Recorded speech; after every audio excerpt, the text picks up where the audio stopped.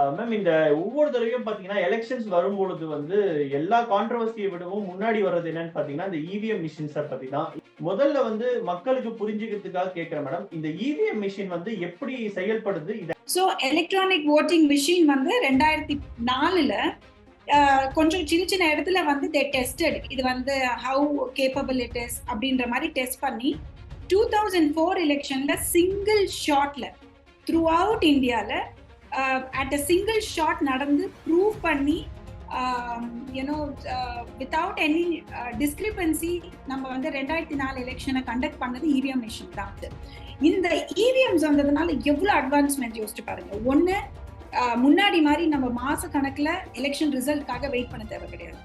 ரெண்டாவது, ஒரு வாட்டி எலெக்ஷன் நடக்கும் போதும் 2 லட்சம் மரங்களை நம்ம வெட்டுறோம் for the papers we are using. You are the leaders. நான் இன்னைக்கு டிசைட் பண்றேன் 5 வருஷம் இவங்க வந்து நடந்து இவங்களோட they have run the government. எனக்கு இவங்களோட அட்மினிஸ்ட்ரேஷன் பிடிக்கல, தூக்கி போடுவே இல்லை. I have that power. இல்ல, எனக்கு இவங்க அட்மினிஸ்ட்ரேஷன் பிடிச்சிருக்கு, you continue staying in the power. இந்த ஓட்டிங் ரைட் என் கையில இருக்கு. நான் யாரு என்ன ரூல் பண்ணணும்னு நான் டிசைட் பண்றேன். இப்போ இதே இவிஎம்ஸ் தப்புன்னு சொல்றது யூசுவலா யாரா இருக்கும்? ஆப்போசிஷன்ஸா தான் இருக்கும். ரூலிங் பார்ட்டி ஆப்வியஸா இவிஎம்ஸ் தப்புன்னு சொல்ல மாட்டாங்க. இதே வந்து நீங்க வந்து டெல்லி, பஞ்சாப், கர்நாடகா, தெலுங்கானா, வெஸ்ட் பெங்கால், கேரளா, இது எல்லாத்தையும் நீங்க தான் ஜெயிச்சீங்க. அப்ப அங்கேயும் இவிஎம்ஸ் தப்பா? எல்லாத்தையுமே நம்ம டவுட் பண்ண முடியாது. எலெக்ஷன் சிஸ்டம் நம்ம டவுட் பண்ண முடியாது. 75 வருஷமா நம்ம வந்து எலெக்ஷன்ல தானே நம்ம உட்காந்து வாழ்ந்துட்டு இருக்கோம். எலெக்ஷன்ல தானே நம்ம தேர்ந்தெடுக்கிறோம். எலெக்ஷன்ல தானே நம்ம பிரைம் மினிஸ்டர் யாருன்னு நம்ம டிசைட் பண்றோம், சீஃப் மினிஸ்டர் யாருன்னு டிசைட் பண்றோம். நீ அந்த எலெக்ஷனையே குவெஸ்டின் பண்ணனா என்னதான் பண்ணணும்? எப்படி பண்றது? ராஜா காலத்துக்கு போயிடலாமா திரும்ப? நம்ம அதுக்கும் ஒத்துக்க மாட்டோம். என்ன பண்ண முடியும்? இப்போ ஆப்போசிஷன் தரப்புல இருந்து என்ன சொல்லியிருந்தாங்கன்னா, அந்த விவிபேட்ல இருக்கக்கூடிய அந்த ஒப்புகை சீட்டு இருக்குல்ல, அதுவும் இந்த இவிஎம் மிஷின்ல இருக்கிறதும் வந்து ஒன்னா இருக்கானது 100% வந்து என்னணும் அப்படின்ற மாதிரி ஒரு பாயிண்ட்ஸ் வச்சிருந்தாங்க. இது வந்து பத்தி என்ன சொல்லியிருந்தாங்க? முடியாதுன்னு சொல்லிட்டாங்களே. see, imagine it's going to take ages for that. Channel 5 Tamil நேயர்களுக்கு வணக்கம். இன்றைய நேர்காணலில் நம்மோடு இணைந்திருக்கும் சிறப்பு விருந்தினர் டெல்லியில் இருந்து வழக்கறிஞர் பிரியதர்ஷினி அவர்கள். வணக்கம் மேம். வணக்கம். வணக்கங்க. Thank you so much for having me. நல்லமா இருக்கேன், ரொம்ப நன்றி. மேம் இந்த ஒவ்வொரு தடவையும் பாத்தீங்கன்னா எலெக்ஷன்ஸ் வரும்பொழுது வந்து எல்லா கான்ட்ரவர்சியை விடவும் முன்னாடி வர்றது என்னன்னு பாத்தீங்கன்னா இந்த இவிஎம் மிஷின்ஸை பத்தி தான். இவிஎம் மிஷின்ஸை பத்தி ஏகப்பட்ட ஆதரவாகவும் சரி எதிர்ப்பாகவும் சரி பல கருத்துக்கள் வந்துகிட்டு இருக்கும். சமீபத்துல கூட வந்து சுப்ரீம் கோர்ட்ல வந்து இந்த இவிஎம் மிஷினை பத்தி வழக்கெல்லாம் போட்டிருந்தாங்க. முதல்ல வந்து மக்களுக்கு புரிஞ்சுக்கிறதுக்காக கேட்கிறேன் மேடம், இந்த இவிஎம் மிஷின் வந்து எப்படி செயல்படுது? இதை ஹேக் பண்ண முடியுமா முடியாதான்ற டெக்னிக்கல் டேர்ம்ஸை கொஞ்சம் சொல்லுங்க மேம். ஓகே, ஸோ ஆக்சுவலி ரொம்ப முக்கியமான ஒரு குவெஸ்டன் நீங்க எலெக்ஷனுக்கு முன்னாடி கேட்டிருக்கீங்க. ரொம்ப ரொம்ப நன்றி. ஏன்னா ஃபர்ஸ்ட் ஃபேஸ் எலெக்ஷன் ஸ்டார்ட் ஆகும்போது அந்த டைம்ல தான் இந்த இவிஎம்ஸோட பெண்டிங்கும் இருந்தது. சுப்ரீம் கோர்ட்ல இந்த கேஸ் வந்து அப்ப இன்னும் பெண்டிங்ல இருந்தது. ஸோ எல்லாரும் எனக்கு ஃபோன் பண்ணி காலையில கேட்கறது என்னன்னா, வேலையை விட்டுட்டு நான் போய் இன்னைக்கு ஓட்டு போட போறேன், டஸ் இட் ஈவன் மேட்டர்? டைமை விட்டுட்டு போய் ஓட்டு போடுறேனே, அது வந்து கவுண்ட் ஆகுமா ஆவாதா அப்படின்னு சொல்லிட்டு. ஸோ ஃபர்ஸ்ட் அண்ட் ஃபார்மோஸ்ட் எல்லார்கிட்டயும் சொல்ற விஷயம் என்னன்னா, please go and vote. EVM மிஷின்ஸை வந்து ஹேக் பண்ண முடியாது. I am telling it on record. So தயவு செஞ்சு ஓட் பண்ணணுமா வேண்டாமா அப்படின்ற ஒரு டிஸ்கிரிபன்சியை வச்சுக்காதீங்க. ரெண்டாவது விஷயம், இவிஎம்ஸ்க்கு முன்னாடி நமக்கு இருந்தது வந்து ballot papers. So ballot papers இருக்கும்போது என்ன ஆச்சுன்னா, நம்ம யாருக்கு ஓட்டு போடணுமோ அங்க ஒரு முத்திரையை குத்திட்டு அந்த பேப்பரை ஃபோல்ட் பண்ணி ஒரு பேலட் பேப்பருக்குள்ள போடுவோம். அந்த மாதிரி போடுற டைம்ல என்ன ஆச்சுன்னா, அந்த வந்து பூத் கேப்சரிங் அப்படின்ற ஒரு கான்செப்ட் வந்து ரொம்ப ப்ரிவிலேஜா இருந்தது. அந்த டைம்ல என்ன பண்ணுவாங்கன்னா, யாருக்கிட்ட வந்து மேன் பவர் நிறைய இருக்கோ உள்ள பூத்குள்ள போக வேண்டியது, அந்த பெட்டியை தூக்கிட்டு ஓடிடுறது, இல்லைன்னா பெட்டியை மாத்தி வைக்கிறது. These kind of things we have been seeing இதுக்கு முன்னாடி நம்ம எலெக்ஷன்ஸ்ல 2004க்கு முன்னாடி வரைக்கும். ஏன்னா 2004ல தான் இவிஎம்ஸ் நமக்கு வந்திருக்கு. ஸோ எலக்ட்ரானிக் ஓட்டிங் மிஷின் வந்து 2004ல் கொஞ்சம் சின்ன சின்ன இடத்துல வந்து தே டெஸ்டட் இது வந்து ஹவு கேப்பபிள் இட் இஸ் அப்படின்ற மாதிரி டெஸ்ட் பண்ணி 2004 எலெக்ஷன்ல சிங்கிள் ஷாட்ல த்ரூ அவுட் இந்தியாவில் அட் அ சிங்கிள் ஷாட் நடந்து ப்ரூவ் பண்ணி வித்தவுட் எனி டிஸ்கிரிபன்சி நம்ம வந்து 2004 எலெக்ஷனை கண்டக்ட் பண்ணது இவிஎம் மிஷின் தான். First point. ரெண்டாவது விஷயம், அந்த இவிஎம் மிஷின் கண்டக்ட் பண்ணும்போது அந்த 2004 எலெக்ஷன் டைம்ல சீஃப் எலெக்ஷன் கமிஷனர் யாருன்னு கேட்டீங்கன்னா ஸ்ரீ டி.எஸ். கிருஷ்ணமூர்த்தி, நம்ம தமிழ்காரர் தான்.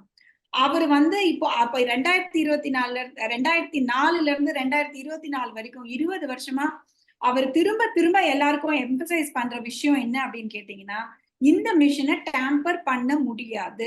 நானே சார் நிறைய விஷயத்துல வந்து we've met and we've had conversations. அப்ப நான் சார்கிட்ட கேட்கும்போது அவர் என்கிட்ட சொல்ற ஒரே ஒரு விஷயம் இதுதான். பிரியா, எனக்கு இது சொல்லுங்க, கால்குலேட்டர் இருக்கு இல்லையா, நம்ம நார்மலா யூஸ் பண்றோமே கால்குலேட்டர், அதை டேப் பண்ண முடியுமா, அதை டேம்பர் பண்ண முடியுமா, முடியாதா? வாய்ப்பு முடியாது. Because that doesn't have that memory or that articulation for you to play technically.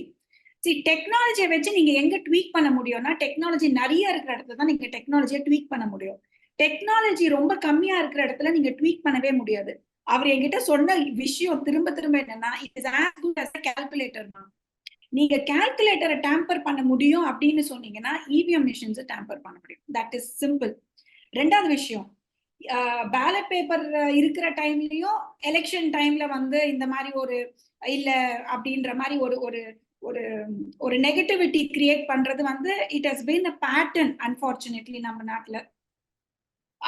அப்போசிஷன்காரங்க வந்து கட்சியில அது பொலிட்டிக்கல் பவர்ல இருக்கிறவங்களை வந்து சேலஞ்ச் பண்றது, it has been a pattern நமக்கு.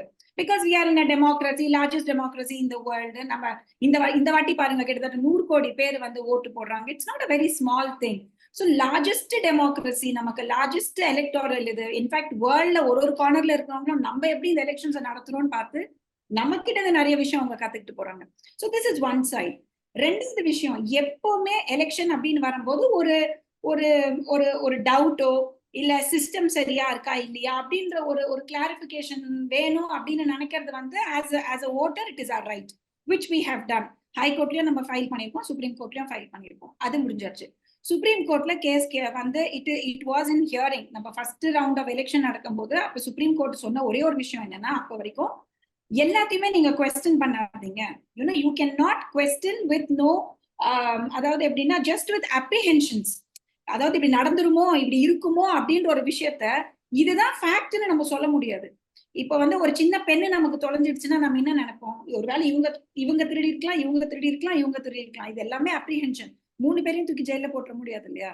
So what I'm trying to say, apprehension அப்படின்றது ஹியூமன் இன்ஸ்டிங்க்ட். நமக்கு ஒரு விஷயம் இருக்கு, நம்ம கிட்ட ஒரு இன்சிடென்ட் டைம்ல எப்படி நம்ம ரெஸ்பாண்ட் பண்றோம் அப்படின்ற டைம்ல ஒரு அப்ரிஹென்ஷன் இருக்கிறது நமக்கு ஹியூமன் மென்டாலிட்டி. ஆனா அந்த ஹியூமன் மென்டாலிட்டியை வந்து நம்ம அட்வான்ஸா கொண்டு போக கூடாது அப்படின்றதுதான் பாயிண்ட். இந்த இவிஎம்ஸ் வந்ததுனால எவ்வளவு அட்வான்ஸ்மெண்ட் யோசிச்சு பாருங்க. ஒண்ணு, முன்னாடி மாதிரி நம்ம மாச கணக்குல எலெக்ஷன் ரிசல்ட்காக வெயிட் பண்ண தேவை கிடையாது. ரெண்டாவது, ஒரு வாட்டி எலெக்ஷன் நடக்கும் போதும் 2 லட்சம் மரங்களை நம்ம வெட்டுறோம் for the papers we are using. So look at, ஏற்கனவே நம்ம டிஃபாரஸ்ட்ரேஷன் பண்ணி கிளைமேட் சேஞ்ச்னால சென்னையில வந்து வின்டர், என்ன சொல்றது, சென்னையில மழை பெய்ய ஆரம்பிக்குது, சென்னையில வந்து ஃபிளட்ஸ் வர ஆரம்பிக்குது. நான் படிச்ச காலத்துல எல்லாம் சென்னையில ஃபிளட்ஸ் எல்லாம் வந்தது கிடையாது. So that's what we have given back to this world. So it is a pro electronic way and pro scientific way of ensuring your votes are being calculated in a very transparent fashion, at the same time taking in consideration of your climate change. So idukku vera at present நம்ம ஒரு best way of electoral performance இல்ல electoral procedure வந்து நம்ம எதிர்பார்க்க முடியாது. Ma'am அதை தாண்டி இன்னொரு கொஸ்டின் என்னன்னா, மேம் உலகத்துல வந்து எந்த நாட்டிலயுமே வந்து இவிஎம் மிஷின் இல்ல, சோ இந்தியாவுல மட்டும் இருக்கிறத வந்து ஒரு சந்தேக பார்வையோட பாக்குறாங்க. இது எப்படி பாக்குறீங்க? சரி, உலகத்துல எங்கேயுமே இவிஎம்ஸ் இல்ல அப்படின்னா அதுதான் நான் சொல்றேன் பாருங்களேன். Okay, now coming back to the most important part, where நம்ம வந்து விஷயத்தை புரிஞ்சுக்கிறதுக்கு முன்னாடியே உலகத்தை பத்தி பேசுறோம். Very wonderful. ஏன்னா நம்ம வந்து இப்போ coming into a global family. இப்போ வந்து அந்த சைட்ல இருக்கிறது இந்த சைட்ல இருக்கிறது எதுவுமே வந்து நமக்கு தெரியாம கிடையாது. we all coming to a global family thanks to internet, thanks to social media. ஆனா விஷயம் என்ன அப்படின்னு பாத்தீங்கன்னா, இப்போ ஃபார் எக்ஸாம்பிள் ஜெர்மனி பத்தி பேசுறோம், இல்ல எனி அதர் கண்ட்ரி பத்தி நம்ம பேசுறோம் இவிஎம்ஸ் பத்தி அப்படின்னா, for what matter வந்து அங்க இவிஎம்ஸ் வந்து சக்சஸ்ஃபுல்லா இல்ல அப்படின்றது question. see, legally speaking, right to vote is our fundamental right. Right to vote நம்ம லீகல் ரைட் கிடையாது. 2 விதமான ரைட்ஸ் இருக்கு. ஒன்னு லீகல் ரைட், ஒன்னு ஃபண்டமெண்டல் ரைட். ரைட் டு ஓட்டே வந்து நமக்கு ஃபண்டமெண்டல் ரைட். அதுதான் என்னோட பேசிக். நான் ஒரு சிட்டிசன் அப்படின்னா ரைட் பண்ண வேண்டியது இட்ஸ் மை ஃபண்டமெண்டல் ரைட். ஆனா மித்த கண்ட்ரில பாத்தீங்கன்னா right to vote is not the fundamental right, it's their legal right. So legal ரைட்டா இருக்கும்போது என்னன்னா, ஓட்டு போட்டதுக்கு அப்புறமா ஏன் ஓட்டு வந்து எந்த கட்சிக்கு போயிருக்கு, நம்ம வந்து இங்க டிரான்ஸ்பெரன்சி வந்து ஓட்டிங்ல காமிக்கிறோம், பட் தவிர யாருக்கு ஓட் பண்ணிருக்கோன்ற டிரான்ஸ்பெரன்சி நம்ம காட்டுறது கிடையாது. Publicly we don't go and say நான் இவங்களுக்கு ஓட் பண்ணிருக்கேன், அவங்களுக்கு ஓட் பண்ணிருக்கேன். That is the amount of privacy and security we maintain for the voters. But மத்த countriesல we don't actually have that procedure what we have in India. First point. ரெண்டாவது விஷயம், when you are finding some fact on social media, on WhatsApp, as an individual நீங்க என்ன பண்ணணும்னா, first அது எவ்வளவு தூரத்துக்கு உண்மைன்னு பார்க்கணுமா. மਤਲਬ I am petrified with the fake news and the process which continues on the same front.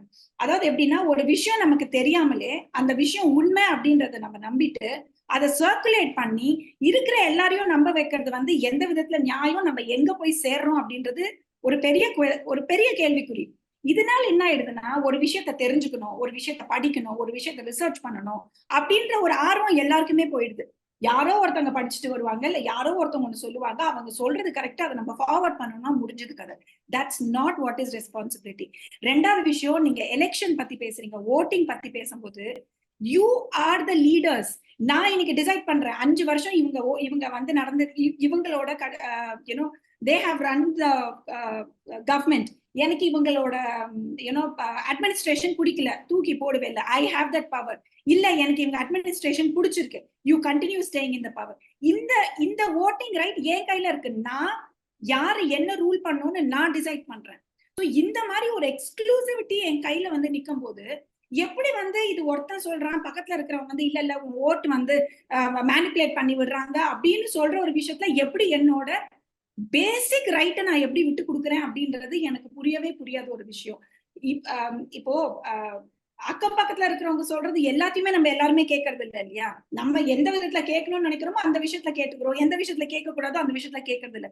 Voting அப்படின்றது உங்களோட பேசிக் ரெஸ்பான்சிபிலிட்டி, பேசிக் ரைட்.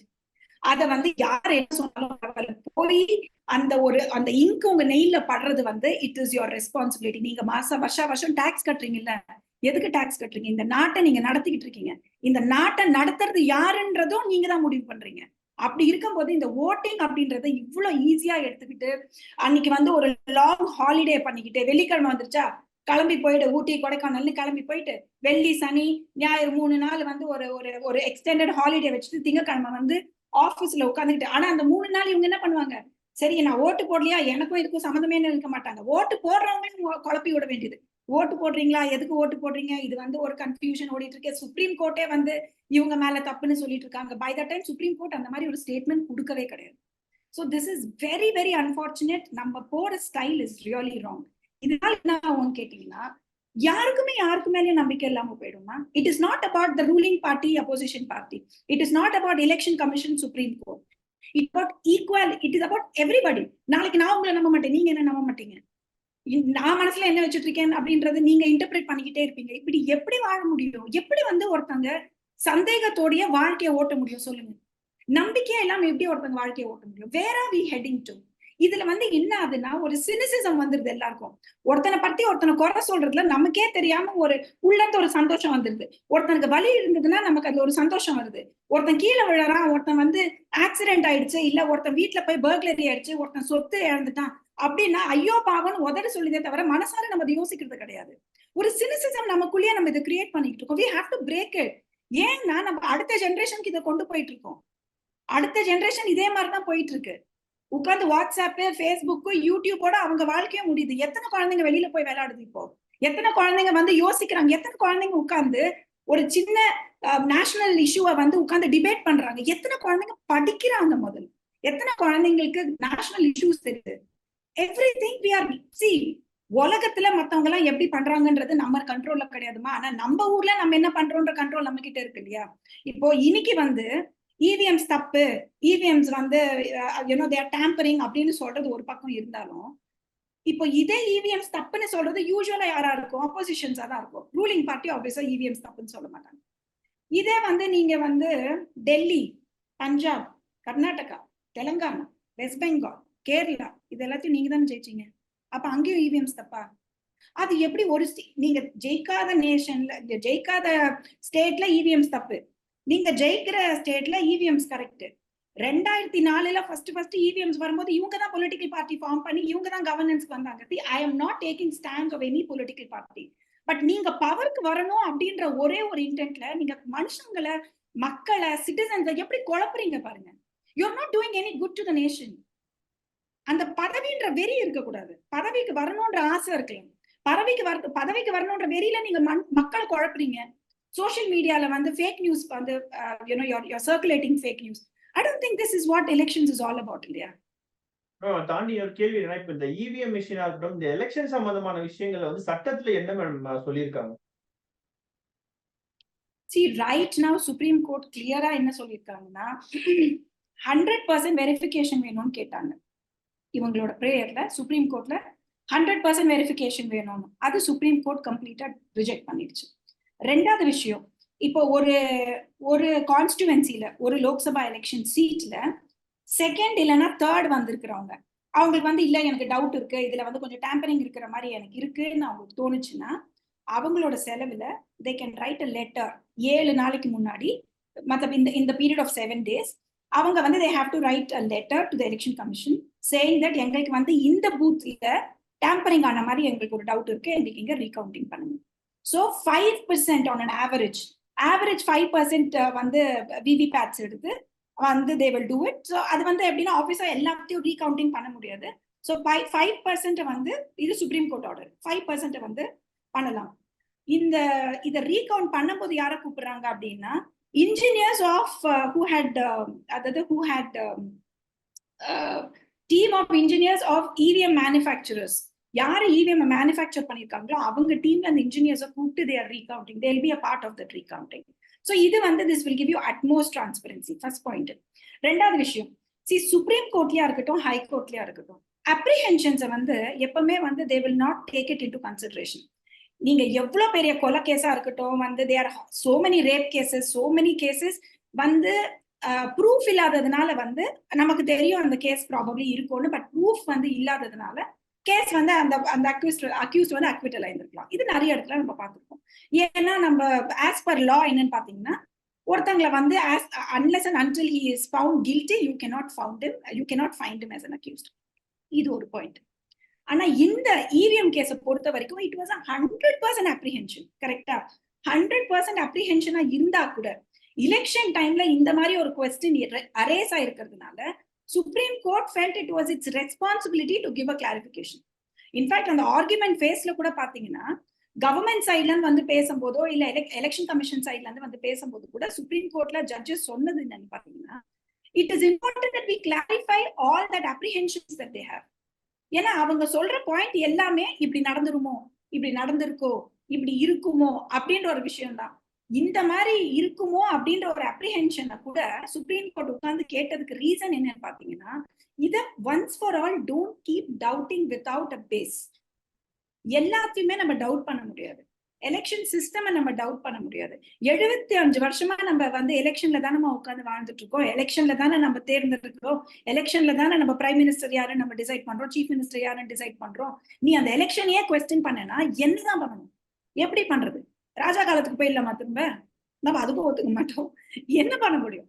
சரி, டெமோக்ரஸின்னு வரும்போது எலெக்ஷன் வரும்போது எலெக்ஷன் கமிஷன் இருந்துதான் ஆகணும். எலெக்ஷன் கமிஷனை நீங்க நம்பிதான் ஆகணும். இப்போ ஒரு போலீஸ் ஸ்டேஷன்ல போய் நீங்க ஒரு கம்ப்ளைண்ட் கொடுக்குறீங்க அப்படின்னா நீங்க அந்த போலீஸ் ஸ்டேஷன்ல இருக்கிற போலீஸ்காரனை நம்பிதான் ஆகணும். You can not keep showing இல்ல இவர் வந்து கண்டிப்பா எனக்காக தப்பா தான் செய்ய போறாரு அப்படின்ற ஒரு அப்ரிஹென்ஷனை நீங்க போய் ஒரு கேஸ் ஃபைல் பண்ண முடியுமா? முடியாது. no court will appreciate it. ஆனா இங்க இவிஎம்ஸ்க்கு court has appreciated. ஏன்னா we are talking about 100 crore people who are voting.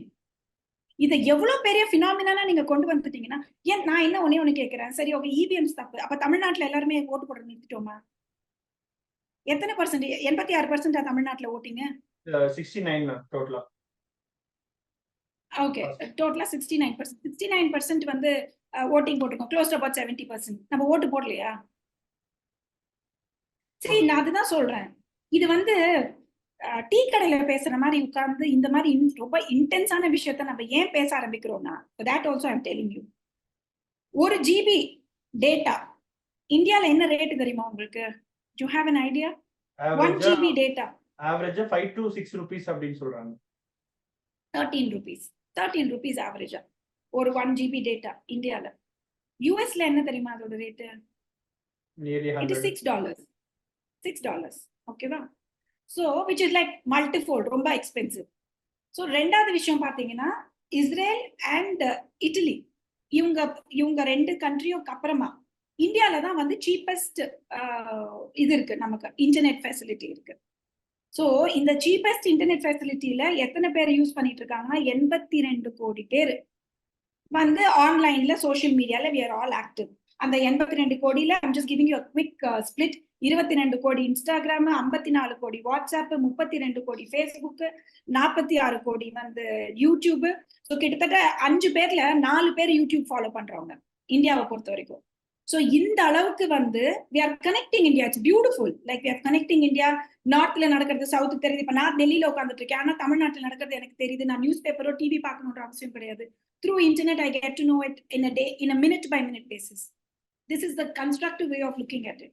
But ஆனா இதோட சேலஞ்ச் என்னன்னு பாத்தீங்கன்னா ஃபேக் நியூஸ் அவ்வளவு ஸ்பீடா தான் பரவுது.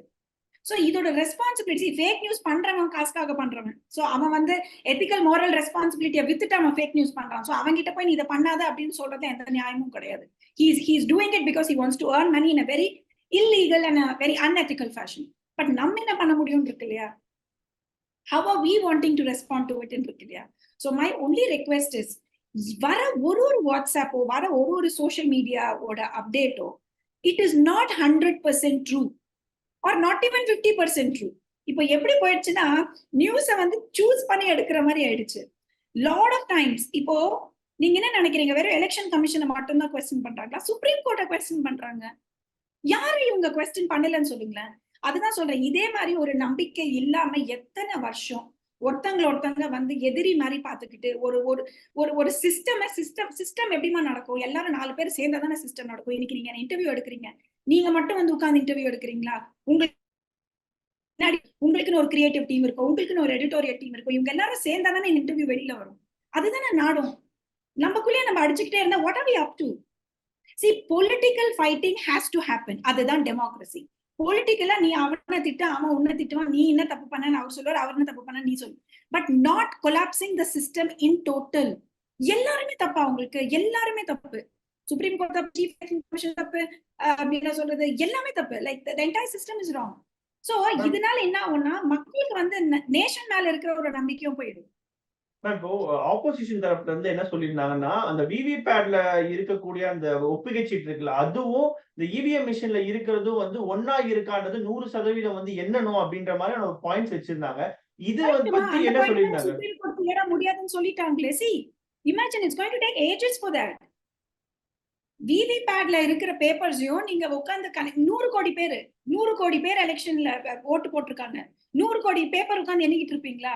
So what Supreme Court has given as a suggestion, இதுக்கப்புறம் நீங்க என்ன பண்ணலாம் அப்படின்ற சஜஷன் என்ன கொடுத்திருக்குன்னா, ப்ராபபிலி பார்கோட்ஸ் கொண்டு வாங்க, ப்ராபபிலி வந்து வேற ஏதாவது டெக்னாலஜி வந்து அட்வான்ஸ் பண்ணுங்க. சரி, நான் என்ன கேட்கிறேன், ஃபர்ஸ்ட் நம்ம எல்லாம் டைப்ரைட்டர்ல தான் உட்கார்ந்துட்டு இருந்தோம். டைப்ரைட்டர்ல உட்கார்ந்துட்டு இருக்கும்போது ஸ்பெல்லிங் மிஸ்டேக் வந்துதான் வரலையா? கரெக்ட். டைப்ரைட்டர்ல இருந்து அதுக்கப்புறம் வந்து வி அட்வான்ஸ், அதுக்கப்புறம் இப்ப கம்ப்யூட்டர் வந்து உட்கார்ந்துருக்கோம். கம்ப்யூட்டர்ல நம்ம வந்து ஸ்பெல்லிங் மிஸ்டேக் வரும்போது ஸ்பெல் செக் வருதா இல்லையா? சோ டெக்னாலஜி நீங்க அட்வான்ஸ் பண்ணிட்டு டெக்னாலஜி போகும்போது when there is a challenge, technology will give you the solution. நீங்க டெக்னாலஜி எப்படி சேலஞ்ச் பண்ண முடியும்? இப்போ மொபைல் போன் நம்ம பேசிட்டு இருக்கோம், மொபைல் போனை டேப் பண்றாங்கன்றாங்க, அதனால போன் பேசுறது நிறுத்திடுறோமா? இல்ல அவங்களோட இமேஜினேஷன் எப்படி இருக்குன்னா, அவங்களோட இமேஜினேஷன் எப்படி இருக்குன்னா, இப்ப நான் போடுற ஓட்டு வந்து வேற ஏதோ, ஃபார் எக்ஸாம்பிள் அவங்க சொல்ற தரப்புல இருந்து பாத்தீங்கன்னா பிஜேபிக்கு போயிடுது, ஆனா விவிபேட்ல மட்டும் நான் போட்ட கட்சிக்கு வருது அப்படின்ற மாதிரியான இமேஜினேஷன் வந்து நிறைய பேருக்கு வருது மேடம். Correct, absolutely right. அப்ப நான் அதுதான் திரும்பவும் நான் அந்த ஸ்டேட்ஸ் எல்லாம் உங்களுக்கு சொல்றேன். அப்ப டெல்லி, பஞ்சாப், கர்நாடகா, தெலுங்கானா, வெஸ்ட் பெங்கால், கேரளா எல்லாமே தப்பா? அதுவே அப்படித்தானே இருக்கணும். அப்ப அதுவும் தப்பா? இது என்னமா இது, எனக்கு வந்தா வந்து என்ன சொல்லுவாங்க, ரத்தம், உனக்கு வந்தா தக்காளி சட்னின்ற கதை இது. சரி, இதெல்லாம் வந்து பொலிட்டிஷியன்ஸ் இது பண்றதுதான். எனக்கு எங்க இது பெரிய ஒரு ஹர்ட்டா இருக்கு அப்படின்னா, பொலிட்டிஷியன்ஸ் வந்து பவருக்கு வர்றதுக்காக அவங்க என்ன வேணா பண்ணுவாங்கன்றது நம்ம வந்து வாழையடி வாழையா பார்த்துட்டு தான் வந்துட்டு இருந்திருக்கோம். பட் மக்களை, நம்மளோட மூளை, நம்மளோட அறிவு, நம்மளோட சிந்தனை இதெல்லாம் எங்க போச்சுன்னே தெரியலையே. சரி, இதே தமிழ்நாட்டுல என்ன டெல்லியில 1000 பேர் கேட்டிருக்காங்க, ஏமா தமிழ்நாட்டுல நீங்க வந்து கல்ச்சுரலி ரொம்ப ரிச், தமிழ்நாட்டுல வந்து உங்களோட நீங்க வந்து சாமி எல்லாம் ரொம்ப ஸ்ட்ராங்கா கும்பிடுவீங்க, ரொம்ப பழைய காலத்து கோயில் எல்லாம் உங்ககிட்ட இருக்கு. அப்படி இருந்தாலும் எப்படி வந்து பாலிடிக்ஸ்ல வந்து ரிலிஜன் வந்து நீங்க மிக்ஸ் பண்ணாம இருக்கீங்க? பாலிடிக்ஸையும் ரிலிஜனையும் செப்பரேட்டா வச்சு இதெல்லாம் ஒரு பெரிய விஷயம். இவ்வளவு அளவுக்கு நமக்கு மூளை இருந்திருக்குல்ல. பாலிடிக்ஸ் வேற, ரிலிஜன் வேற, எது கரெக்ட், எது சரி, எது தப்புன்னு தெரியற நாட்டுல இருந்து எல்லாம் நம்ம வாழ்ந்திருக்கோம். அப்படி இருக்கும்போது இது மட்டும் எங்க போச்சு நமக்கு? அதாவது நான் ஜெயிக்காத இடத்துல எல்லாமே தப்பு. அதாவது எப்படின்னா அந்த ஸ்கூல் பிள்ளைங்களா இருக்கும்.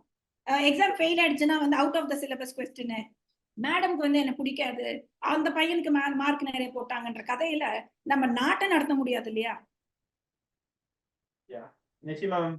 தொடர்ந்து பேசுவோம். சேனல் 5 தமிழ் நேயர்களுக்காக பல்வேறு கேள்விகளுக்கு மிக பொறுமையா பதில் சொன்னமைக்கு மிக்க நன்றி ma'am. Thank you for this opportunity, Channel 5 Tamil. I hope இந்த ஒரு கான்வர்சேஷன்ல நிறைய பேருக்கு நிறைய விஷயம் புரிஞ்சிருக்கும்னு நினைக்கிறேன். இதுக்கப்புறமா ப்ளீஸ் இந்த ஆப்பர்ச்சுனிட்டி நான் எல்லாருக்குமே சொல்றேன். In fact the media you play a very very major role. So அதனால இந்த ஃபேக் நியூஸ் கொடுக்கறது, மீடியா ரெஸ்பான்சிபிளா நடந்துக்கிறதுக்கான ரொம்ப இம்பார்ட்டன்டான தருணத்துல நம்ம இருக்கோம். இல்லைன்னா மக்கள் மேலேயே இருக்கிற நம்பிக்கை வந்து காணாம போயிடும். ஸோ அதனால ஐ request all media to act very sensibly and responsibly. Thank you. Thank you ma'am.